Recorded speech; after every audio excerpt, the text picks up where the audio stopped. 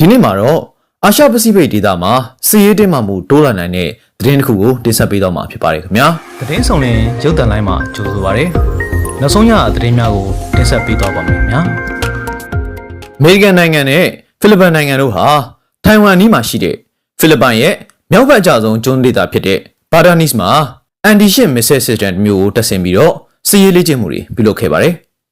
ဒီစစ်ရေးလေ့ကျင့်မှုဟာနှစ်စဉ်ပြုလုပ်နေတဲ့လေ့ကျင့်ခန်းတစ်ခုဖြစ်ပြီးတော့ဒီနှစ်မှာတော့စစ်သား19000ကျော်ပါဝင်ခဲ့ပါတယ်။အဲ့ဒီထဲမှာအမေရိကန်တပ်သား1000ခန့်ပါဝင်နေတယ်လို့လည်းသိရှိရပါတယ်။တက်ဆင်ထားတဲ့စနစ်ကတော့ NME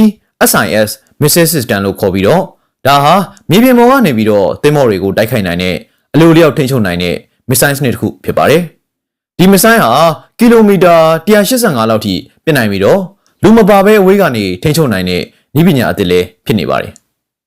အဆိုပါစနစ်ကိုအမေရိကန် C130 လေယာဉ်နဲ့တည်ဆောင်လာပြီးတော့ဘာဒါနီစ်ရဲ့ဘတ်စကိုမြို့မှာစမ်းသပ်တက်ဆင်ထားတာပဲဖြစ်ပါတယ်။ဒီဒေသဟာထိုင်ဝမ်နဲ့မိုင်တရာလောက်သာဝေးပြီးတော့တရုတ်အမေရိကန်အပြိုင်မှုတွေအတွက်အရေးကြီးတဲ့နေရာတစ်ခုလည်းဖြစ်ပါတယ်ခင်ဗျာ။ဖိလစ်ပိုင်ဘက်ကပြောကြားချက်အရဒီလေ့ကျင့်မှုတွေဟာတိုင်းပြည်ကာကွယ်ရေးအတွက်သာဖြစ်ပြီးတော့မြည်သည့်နိုင်ငံကိုမှတိုက်ခိုက်ဖို့မဟုတ်ဘူးလို့ဆိုထားပါတယ်။ဒါပေမဲ့တရုတ်ဘက်ကတော့အမေရိကန်ရဲ့ဒီလိုလက်နက်တပ်ဆင်မှုတွေဟာ